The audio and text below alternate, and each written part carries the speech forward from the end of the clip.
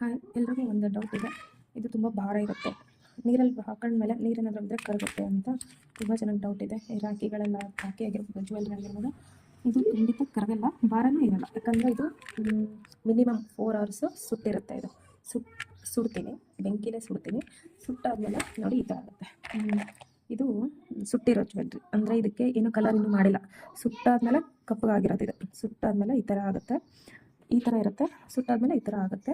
ಇದು ನೋಡಿ, one time ನಾನು ಅದು ಮಣ್ಣಿನ ಚಂದ ಮ್ಯಾಶ್ ಮಾಡಿಲ್ಲ ಅಥವಾ ಏನಾದರೂ ಲಮ್ಸ್ ಉಳ್ಕೊಂಡಿತ್ತು ಅಂದರೆ ಸುಡುವಾಗ ಈ ಥರ ಬ್ರೇಕ್ ಆಗಿಬಿಡುತ್ತೆ. ಈ ಜ್ಯುವೆಲ್ರಿ ನನಗೆ ವೇಸ್ಟ್. ಇದು ಏನೋ ಕೆಲಸಕ್ಕೆ ಬರಲ್ಲ, ಏನೂ ಯೂಸ್ ಇಲ್ಲ, ಇದು ವೇಸ್ಟ್. ಇದು ಇದೆಲ್ಲ ಚೆನ್ನಾಗಿ ಆಗಿರೋದು ನೋಡಿ.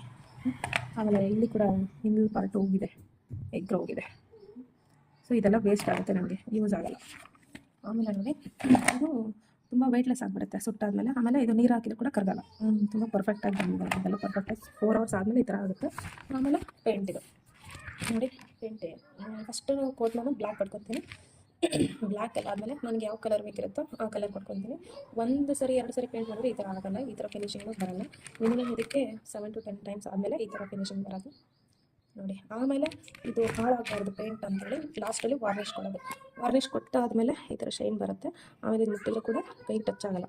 ಇದು ಪೇಂಟ್ ಆದ ತಕ್ಷಣ ಹಿಂಗೆ ಕೈ ಟಚ್ ಆಗುತ್ತೆ. ನಮ್ಮ ಕೈ ಬೆರಳಲ್ಲಿರೋ ಈ ಲೈನ್ಸ್ ಎಲ್ಲ ಇದ್ರ ಮೇಲೆ ಬೀಳ್ತಿರುತ್ತೆ, ಬಟ್ಟೆಗೂ ಟಚ್ ಆಗುತ್ತೆ. ಸೊ ವಾರ್ನಿಷ್ ಎಲ್ಲ ಆದಮೇಲೆ ಇದು ಯಾವುದಕ್ಕೂ ಟಚ್ ಆಗೋಲ್ಲ. ನೋಡಿ ಎಷ್ಟು ಶೈನ್ ಆಗಿದೆ. ಇದೆಲ್ಲ ವಾರ್ನಿಷ್ ಆಗಿರೋದು.